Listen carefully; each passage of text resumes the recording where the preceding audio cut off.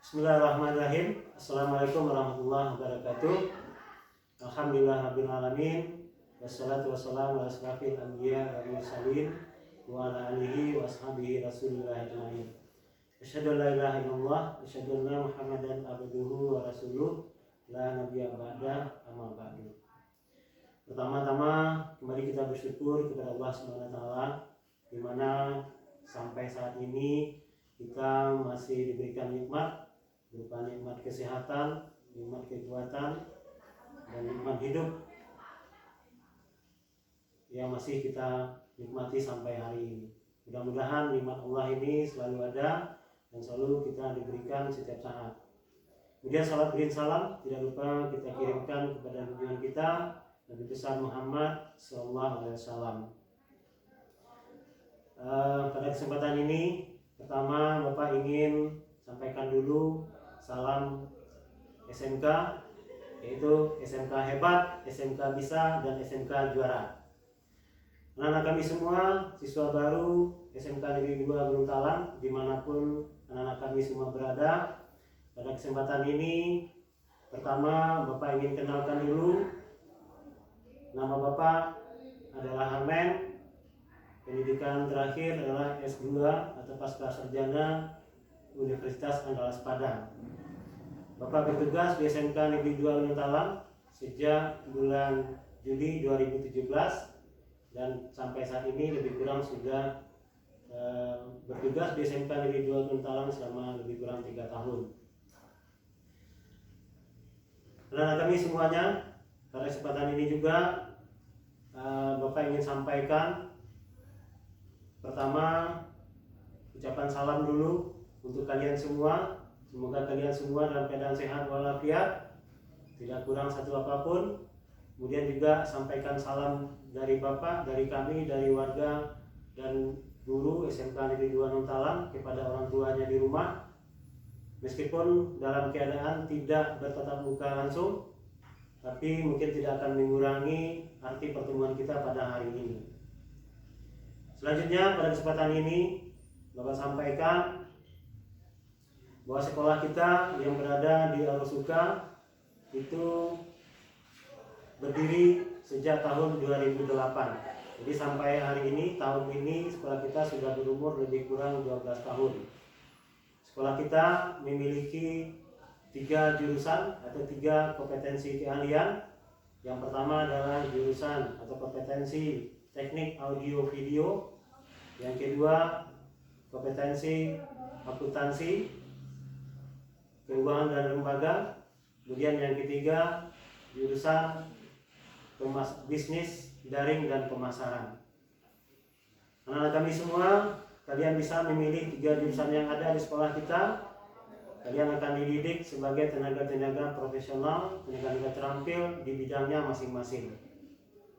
Sedangkan guru kita di sekolah ini ada guru berstatus pegawai negeri sipil berjumlah 19 orang dan guru honor itu sekitar 18 orang dan ditambah dengan karyawan dan tata usaha sekitar 8 orang. Anak-anak kami semua pada kesempatan ini atau pagi ini merupakan hari pertama kegiatan MPLS kita atau masa pengenalan lingkungan sekolah bagi siswa baru tahun pelajaran 2020-2021. Sebagaimana kita ketahui bersama bahwa pembukaan MPLS kita dan untuk pembelajaran di masa Covid sudah dibuka oleh Bapak Gubernur Sumbar atau Bapak Irwan Praitno pada Senin kemarin jam 4 sore. Mudah-mudahan kalian semua juga menyaksikan dan ikut dalam tayangan virtual yang berlangsung pada hari kemarin. Nah, kita di SMK Negeri 2 Gunung Talang, kegiatan MPLS kita juga saat ini kita laksanakan secara virtual. Apa itu virtual? Itu penyelenggaraan kegiatan MPLS dilaksanakan tanpa tatap muka langsung. Tetapi kalian semua berada di rumahnya masing-masing bersama orang tua, kemudian mengikuti semua kegiatan dan program yang sudah diagendakan oleh sekolah. Jadi untuk itu Bapak ingatkan agar kalian semua mengikuti kegiatan tersebut dengan baik. Anak-anak kami semua yang kami hormati dan kami sayangi, pada kesempatan ini Bapak ingin sampaikan juga, yang pertama materi yang ingin disampaikan pada pagi ini adalah terkait dengan masalah yang sangat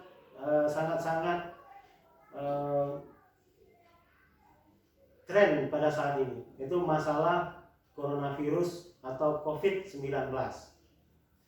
Nah, tentu kalian sudah mendengar dan menyaksikan sendiri, apakah dari layar televisi atau mungkin dari pembicaraan di keluarga atau pembicaraan bersama teman-teman kalian semua. Nah, apa itu COVID-19 atau coronavirus atau yang kita sebut sehari-hari dengan virus corona? Nah, untuk kita kembali lagi flashback ke belakang pemikiran kita, virus ini pertama kali berjangkit itu di Wuhan, itu di negeri Cina. Jadi itu sekitar bulan Desember tahun 2019. Nah, tetapi virus ini dengan cepatnya itu berjangkit ke seluruh dunia. Bukan wilayah kita saja, seluruh dunia itu terjangkit oleh virus ini. Di Indonesia baru diketahui masuk pada bulan Februari dengan ditemukannya orang yang terpapar virus corona itu di Jakarta. Saat ini, sebagaimana kita ketahui, virus itu sudah sampai di daerah kita, bahkan mungkin ada di sekitar kita. Jadi untuk itu, Bapak menghimbau bagaimana kita mengantisipasi supaya kita tidak terjangkit dari virus ini. Jangan kita sampai menganggap remeh virus ini. Tadi pagi pun kita mendengar di tayangan televisi di kota Surabaya itu pegawai-pegawai baik dari televisi Republik Indonesia, dari RRI itu banyak yang terjangkit virus corona. Nah, di daerah kita pun kita ketahui itu beberapa waktu yang lalu ada masyarakat kita, ada keluarga masyarakat kita di Kabupaten Solok yang juga terjangkit dengan virus ini. Mungkin mereka ada yang mungkin meninggal dunia, mungkin ada yang dirawat di rumah sakit dan sebagainya. Maka untuk itu kita jangan anggap remeh virus ini. Maka untuk itu mari kita jaga diri kita, keluarga kita, orang tua kita, adik-adik kita dari terpaparnya atau dari terjangkitnya virus ini ke keluarga kita. Nah, untuk itu apa yang harus kita lakukan? Apa yang harus kita lakukan? Yang pertama yang harus kita lakukan adalah kita harus hidup bersih. Kita harus membiasakan hidup bersih. Kalau biasanya anak-anak semua mungkin bangun pagi jarang yang mandi, sekarang biasakan kita untuk mandi minimal 2 kali sehari. Kita mandi pagi, kemudian nanti menjelang maghrib kita mandi lagi. Kemudian pakaian kita harus diganti. Kalau kita keluar rumah, ke pasar dan sebagainya, sepulang dari kegiatan itu atau sepulang dari pasar, maka pakaian kita harus diganti dan kita wajib mandi. Kemudian kita biasakan juga untuk mencuci tangan. Biasanya kalau kita di rumah saja ingin mengambil suatu makanan, kita langsung untuk memakannya. Hari ini dan ke depan, biasakanlah hidup kita sebelum kita memakan apapun, sebelum kita meraih apapun, kita cuci tangan lebih dulu. Cuci tangan pada air yang mengalir. Gunakan sabun atau alat pembersih lainnya. Jadi untuk itu Bapak himbau, apapun kegiatan kita harus sesering mungkin untuk mencuci tangan. Karena menurut ahli kesehatan, virus itu akan hilang atau akan tidak lengket seandainya kita ada sejenis yang berbentuk deterjen atau sabun. Kemudian yang kedua yang harus anak-anak kami lakukan adalah kemanapun anak-anak pergi itu wajib menggunakan masker. Wajib menggunakan masker.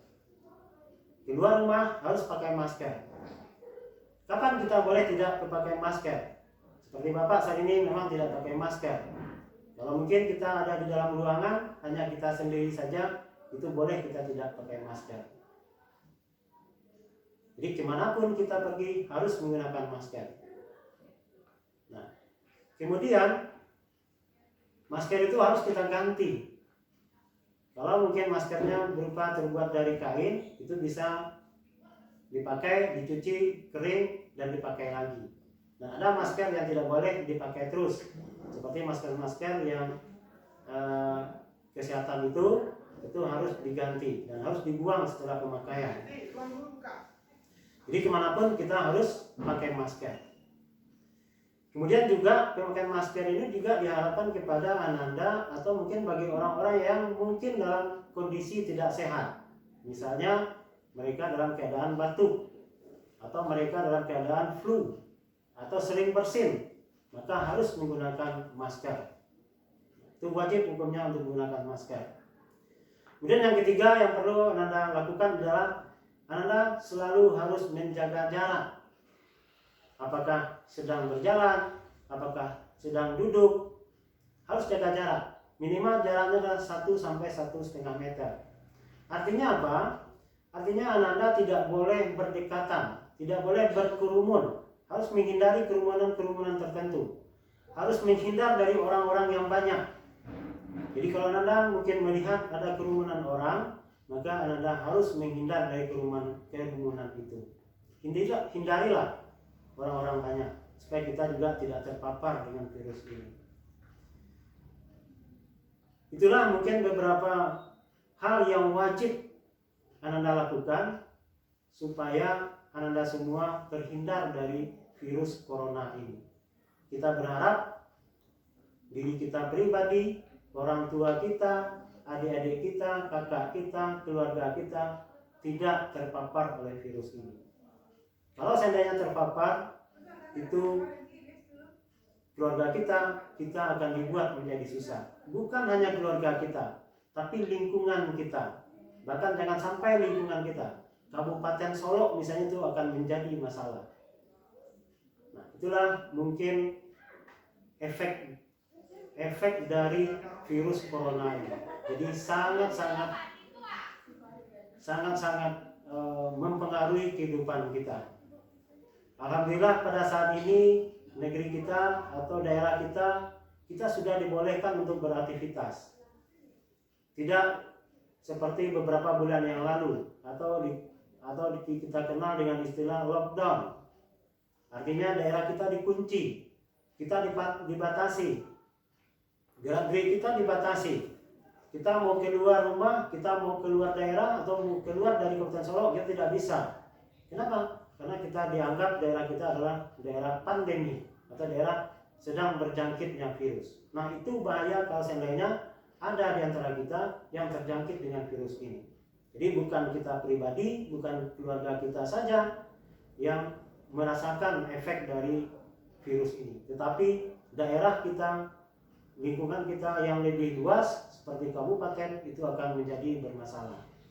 Jadi sekali lagi Bapak menghimbau, mari kita jaga diri kita dan keluarga kita dari terjangkitnya kita dengan virus corona ini. Anak-anak kami semua yang kami sayangi dan kami hormati, pada kesempatan ini juga kami mengharapkan partisipasi dari orang tua semua. Mungkin Bapak Ibu sekarang hadir di hadapan atau bersama anak-anaknya di rumah. Kami juga dari pihak sekolah mengharapkan partisipasi dari orang tua semua untuk mengawasi anak-anak kita. Untuk sebagai informasi Bapak Ibu orang tua di rumah, bahwa kegiatan-kegiatan sekolah saat ini itu dilakukan secara virtual atau dilakukan secara daring. Artinya kegiatannya dikoordinasikan dari sekolah, tetapi anak-anak kita mengikutinya dari rumah. Jadi itu harapan kami kepada Bapak Ibu semua di rumah, untuk selalu bersama-sama kita menjaga anak-anak kita, putra-putri kita dalam kegiatan-kegiatan sekolah yang diadakan di rumah.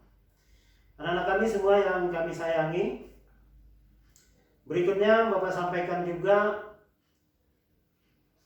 apa-apa saja kegiatan kita ke depan. Nah, di samping kegiatan MPLS yang kita lakukan secara daring ini, nanti Bapak Ibu dari panitia MPLS juga akan menyampaikan kegiatan-kegiatan apa saja yang bisa kalian ikuti selama lebih kurang 2 hari ini. Nanti panitia akan menyampaikan, dan kalian semua sudah dibentuk grup wali kelas. Wali kelas kalian, wali kelas anak semua sudah ada yang sudah kita tunjuk, dan nanti anak-anak semua bisa berkoordinasi, bisa berkomunikasi dengan wali kelasnya masing-masing. Anak-anak semua yang saya hormati dan saya sayangi, berikutnya yang kegiatan kita pada setelah MPLS.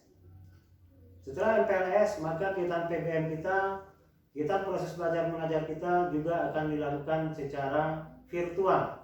Nah, ini sesuai dengan arahan Bapak Gubernur kita pada acara kemarin dalam pembukaan MPLS di YouTube atau di link yang sudah dibagikan kemarin.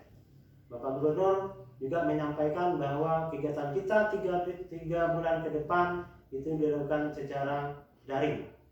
Juga ini adalah sesuai dengan surat edaran Bapak Bupati Solo tanggal 8 Juli 2020 kemarin yang menginstruksikan kepada semua sekolah termasuk kita SMA SMK untuk pembelajarannya sampai bulan September itu dilakukan secara daring.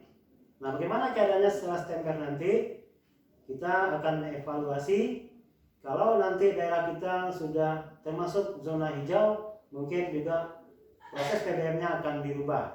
Jadi untuk anak-anak semua untuk diketahui juga, di Sumatera Barat itu daerah-daerah pandemi corona ini dibagi menjadi beberapa bagian.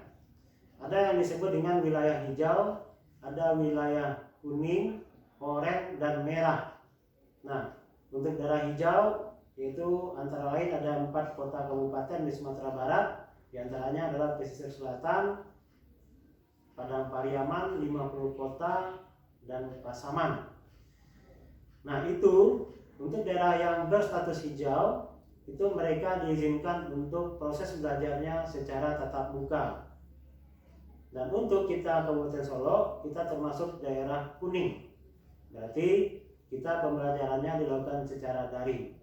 Dan nanti setelah 3 bulan dievaluasi, tidak ada di Kabupaten Solo orang yang terjangkit dengan virus corona, maka bisa saja setelah September nanti kita sudah bisa melakukan proses PBM secara tatap muka langsung, atau mungkin anak-anak semua sudah bisa datang ke sekolah. Nah, kita berharap dan berdoa semoga ada perubahan-perubahan ke arah yang lebih baik.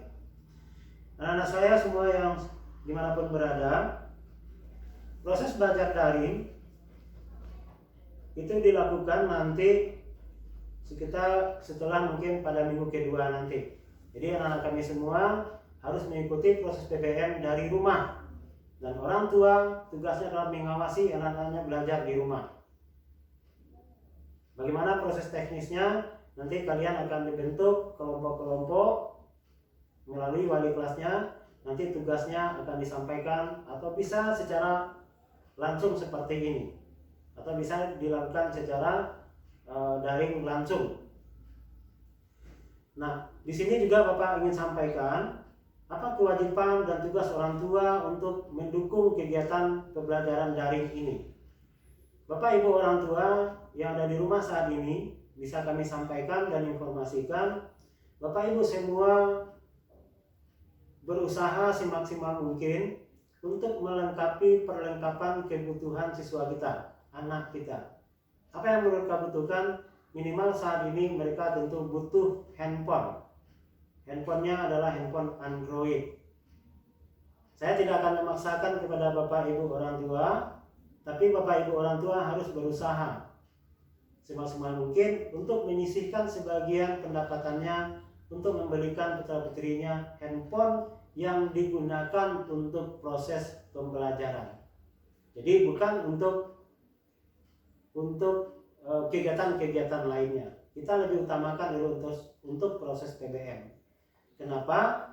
Sesuai juga dengan arahan Gubernur Sumatera Barat kemarin, kedepannya proses pendidikan kita memang akan diarahkan secara daring ini, secara virtual ini.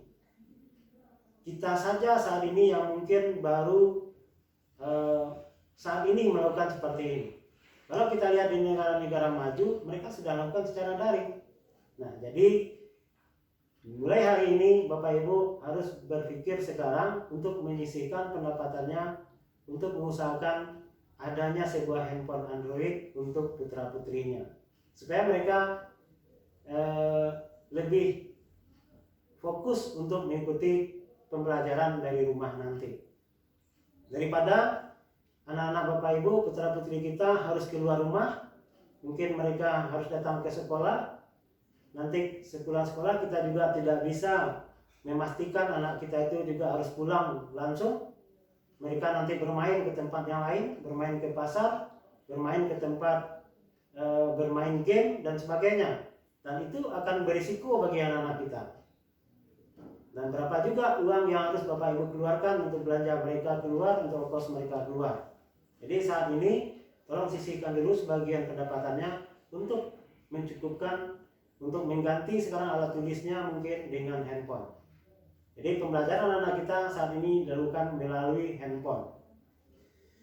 Kemudian tugas orang tua berikutnya adalah itu Bapak Ibu harus juga menyediakan atau menyisihkan pendapatannya untuk membelikan paket internet untuk handphone mereka. Karena juga tanpa paket maka mustahil proses pembelajaran yang secara daring ini bisa dilakukan. Jadi itu mungkin tanggung jawab orang tua saat ini terhadap putra-putrinya. Anak kami semua yang Bapak sayangi, dalam proses PPM daring nanti kalian harus mengikutinya dengan baik. Proses PPM kita sama, kurikulum kita sama, cuman bedanya anak-anak kami semua tidak datang lagi ke sekolah. Anak-anak kami cukup berada di rumah. Di rumah nanti dalam proses PPM, anak kami semua juga harus lakukan bagaimana pembelajarannya sebagai seorang siswa. Artinya anak kami semua mengikuti pembelajaran dari rumah harus menggunakan pakaian sekolah. Tidak boleh pakai pakaian tidur. Tidak boleh pakai pakaian kaos oblong misalnya. Tidak boleh apalagi pakai singlet atau pakai baju tidur. Jadi semua kegiatan belajar nanti meskipun secara daring harus menggunakan pakaian sekolah. Pakaian putih abu-abu sesuai jadwalnya nanti, atau mungkin pakaian pramuka. Nanti kegiatan PBM-nya juga akan diatur jam-jamnya sedemikian rupa sama persis seperti PBM kita biasa. Sama seperti PBM kamu waktu di SMP kemarin. Jadi hanya bedanya anak-anak kami semua tidak datang ke sekolah, tetapi belajar dari rumah mulai dari jam 7:30 sampai nanti jam lebih kurang jam 12.30 siang. Anak-anak kami semua yang Bapak sayangi, kalau seandainya nanti ada perubahan-perubahan status daerah kita, maka pembelajaran kita juga nanti akan diusahakan ada yang dilakukan secara luring atau mungkin berdasarkan tatap muka. Jadi akan kita bagi jadwalnya nanti mungkin 3 hari ke sekolah atau 3 hari di rumah. Ini kita menunggu atau melihat bagaimana perkembangan situasi perkembangan COVID di negeri kita. Anak-anak kami semua yang kami cintai dan kami sayangi, Bapak ingin juga sampaikan terima kasih kepada kamu semua. Terima kasih kepada orang tua anak-anak kami semua yang sudah menentukan pilihannya, sudah memilih jalur SMK sebagai jalur pendidikan saat ini yang mereka pilih. Anak-anak kami semua, tetapkanlah hatinya, kokohkan hatinya untuk menempuh pembelajaran di SMK. Anak-anak kami semua tidak perlu rendah diri. Ada temannya yang mungkin sekolah di SMA, ada sekolah mungkin di MAN. Bahkan anak kami semua harus bangga kalian bersekolah di SMK. Kenapa? Karena kita SMK adalah pendidikan vokasi, pendidikan yang mengutamakan keterampilan. Anak-anak semua di samping mendapatkan ilmu nanti secara teori, anak-anak semua nanti akan dibimbing atau akan diberikan pelatihan secara keterampilan, secara vokasional. Jadi kita di SMK akan diberi pendidikan dan latihan keterampilan yang mungkin saja keterampilan-keterampilan itu nanti itu akan sangat dibutuhkan dalam dunia kerja. Jadi anak-anak kami semua setamat dari SMK nanti kalian juga bisa kuliah. Kalian juga bisa melanjutkan ke perguruan tinggi. Sama dengan tamatan SMA dan tamatan SLTA lainnya. Bahkan kita dapat bonus namanya. Di samping kita bisa kuliah, anak-anak kami semua tamatan SMK nanti juga bisa bekerja. Bisa menghasilkan, kalau sudah bekerja nanti bisa menghasilkan pendapatan. Nah, pendapatan kalian nanti itu bisa membantu ekonomi keluarganya. Nah, itulah mungkin kelebihan-kelebihan kita yang masuk dalam jalur pendidikan SMK. Jadi, terima kasih sekali lagi dan selamat kepada anak semua yang sudah memilih SMK.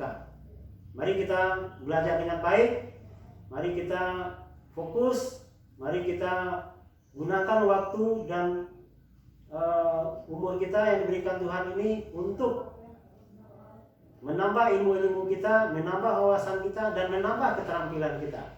Mudah-mudahan dengan kalian masuk SMK nanti, kalian akan menjadi tenaga-tenaga yang terampil, siap kerja, dan siap nanti bekerja di dunia industri dan dunia usaha. Demikian saja anak-anak kami semua pada kesempatan pagi ini. Terima kasih atas perhatiannya, terima kasih atas telah mengikuti kegiatan ini dengan baik. Bapak akhiri dengan billahi taufiq wal hidayah. Wassalamualaikum warahmatullahi wabarakatuh. Salam SMK. SMK bisa, SMK hebat, dan SMK juara. Bye-bye.